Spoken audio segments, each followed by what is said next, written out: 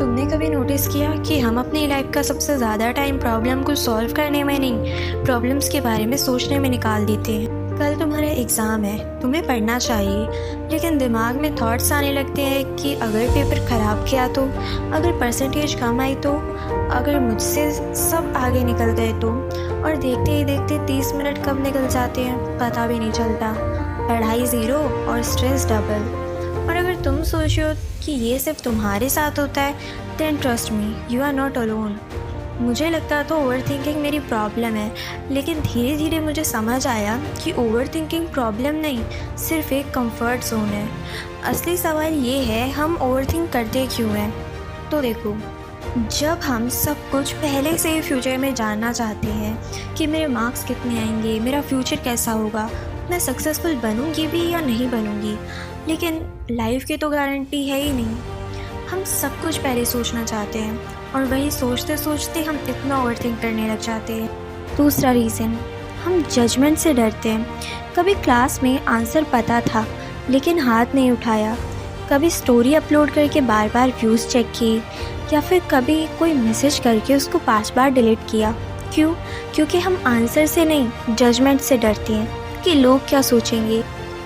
हमारी रियलिटी से भी बड़ा हो जाता है। तीसरा रीज़न, हम फ्यूचर को कंट्रोल करना चाहते हैं। हम हर पॉसिबल सिनेरियो के बारे में सोचते हैं कि जैसे अगर मैं इनफ सोच लूँगी तो मैं आगे गलतियाँ नहीं करूँगी। लेकिन सच ये है कि लाइफ कंट्रोल नहीं की जा सकती, आप सिर्फ आपका माइंड कंट्रोल कर सकते हो।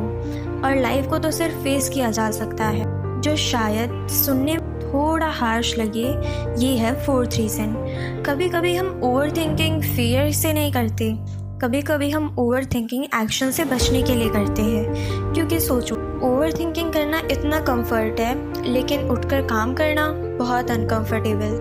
परफेक्ट टाइम टेबल बनाना ईजी है, लेकिन उस टाइम टेबल को फॉलो करना बहुत मुश्किल। वर्कआउट का प्लान बनाना बहुत ईजी है बेड पे लेटे लेटे, लेकिन रोज़ उठकर वर्कआउट करना बहुत मुश्किल। हम प्रोग्रेस के बारे में सोचते रहते हैं, लेकिन एक्शन पोस्टपोन कर देते हैं। अब सवाल है, इससे बाहर कैसे निकले। सबसे पहली चीज़ जो मैंने सीखी, प्रेजेंट मोमेंट। जब भी ओवर थिंकिंग स्टार्ट हो तो खुद से पूछो, अभी इस मोमेंट पे मैं क्या कर सकती हूँ। फॉर एग्ज़ाम्पल, कि क्या अगर मैं इस मोमेंट पे पढ़कर या फिर कोई भी अपनी एक्टिविटी कर अपनी स्किल्स को बढ़ा सकती हूँ, या फिर मैं इस मोमेंट पे पढ़कर अपने एग्ज़ाम्स में अच्छा स्कोर कर सकती हूँ। तुम्हारा आंसर मिलेगा हाँ, और इसी से तुम नेक्स्ट टाइम 1 2 3 बोलकर पढ़ने बैठ जाओ। ओवर थिंकिंग अपने आप रुक जाएगी और दूसरा स्टेप भी मिल जाएगा। Next 5 by 5 rule. खुद से पूछो कि क्या जो तुम आज ओवर थिंक कर रहे हो वो अगले 5 साल बाद इतना मैटर करेगा। अगर नहीं तो उस ओवर थिंकिंग को 5 मिनट से ज़्यादा मत करो, क्योंकि अगर तुम 5 मिनट से ज़्यादा करोगे तो वर्थ इट नहीं है, वो तुम्हारा टाइम वेस्ट है। इसीलिए पहले सोचो कि वो तुम्हारे नेक्स्ट 5 ईयर में वैल्यूएबल है या नहीं। अगर नहीं तो फिर उसको जाने दो, और अगर है तो उसके बारे में एक्शन लो। सोचने से कुछ नहीं होता। Third step, A B rule. देखो, तुम्हें 2 पेज लेने हैं और दोनों पेपर पे, एक पेपर पे लिखना है ए पार्ट और दूसरे पेपर पे लिखना है बी पार्ट। ए पार्ट पे तुम वो सारी ओवर थिंकिंग लिखो जिसके बारे में तुम कुछ नहीं कर सकते। मतलब तुम जो भी सोच रहे हो वो तुम दोनों पेजेस पे लिख दो, ए और बी पार्ट पे। ए पार्ट पे तुम ये देखो कि क्या तुम इस ओवर थिंकिंग का कुछ कर सकते हो। अगर नहीं तो उसको साइड पे रख दो। देन तुम बी पार्ट को देखो कि ये जो ओवर थिंकिंग तुमने बी पार्ट पे लिखी है, क्या उसका तुम कुछ कर सकते हो। अगर हाँ तो उसके बारे में एक्शन लो। मैं तुम्हें एक एग्जांपल से बताती हूँ। देखो, तुमने ए पार्ट पे जैसे लिखा कि काश मैं अपने पास्ट के मिस्टेक्स को ठीक कर सकती, काश मैं एग्ज़ाम में अच्छा पढ़ के अच्छे मार्क्स स्कोर कर सकती। ये सब तुम्हारी पास्ट की गलतियाँ हैं, इसके बारे में तुम कुछ नहीं कर सकते।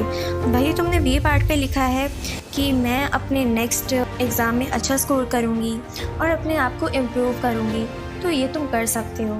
इसलिए ए पार्ट को जला दो या फिर अपनी पूरी इरिटेशन निकाल के उसको फाड़ दो, और बी पार्ट पर एक्शन। एक फ़नी बात ये है कि हमारी आधी से ज़्यादा ओवर थिंकिंग ए पार्ट की होगी, उन चीज़ों पर जिन्हें हम बदल नहीं सकते। Fourth step, self talk. मान लो तुम्हारी बेस्ट फ्रेंड तुम्हारे पास आए और बोले कि यार मैंने फिर पढ़ाई नहीं की और इस वजह से मैं एग्ज़ाम में फ़ेल हो गई, तो क्या तुम उसे बोलोगे कि तू यूज़लेस है, तेरा कुछ नहीं हो सकता? क्या तुम उसको डिमोटिवेट करोगे? नहीं ना। तो फिर खुद से ऐसा क्यों बात करते हो? खुद को क्यों इतना डिमोटिवेट करते हो? कभी कभी हमें मोटिवेशन की नहीं, काइंडनेस की ज़रूरत होती है। और आखिरी बात, फॉरगिव योरसेल्फ। कभी कभी हम फ्यूचर की वजह से नहीं ओवरथिंक करते, हम अपनी पास्ट की वजह से ओवरथिंक करते हैं। पुराने मार्क्स, पुरानी मिस्टेक्स, एग्ज़ाम में अच्छे से नहीं पढ़ा है इसलिए लो मार्क्स, और पुराने रिग्रेट्स। और जब तक तुम खुद को माफ़ नहीं करोगे तो तुम्हारा दिमाग बार बार वही चैप्टर खोलता रहेगा। मुझे नहीं लगता ओवरथिंकिंग एक दिन में ख़त्म हो जाएगी, और शायद मुझे भी कभी कभी ओवरथिंक करने की आदत रहे, लेकिन मैंने एक चीज़ सीखी, क्लैरिटी सोचने से नहीं आती, क्लैरिटी एक्शन लेने से आती है। लाइफ उन लोगों की नहीं बदलती जो सबसे ज़्यादा सोचते हैं, लाइफ उन लोगों की बदलती है जो डर के बावजूद एक्शन लेते हैं। और अगर तुम यहाँ तक वीडियो देख चुके हो तो शायद तुम भी मेरी तरह मेंटली, फिज़िकली और एकेडमिकली फिट होना चाहते हो, इम्प्रूव करना चाहते हो। तो ये कमबैक जर्नी सिर्फ मेरी नहीं, हम सबकी होगी। अगर तुम इस जर्नी का पार्ट बनना चाहते हो तो चैनल को सब्सक्राइब कर लेना और कमेंट में ज़रूर बताना तुम सबसे ज़्यादा किस चीज़ को ओवरथिंक करते हो, स्टडीज़, फ्यूचर, या लोग क्या सोचेंगे।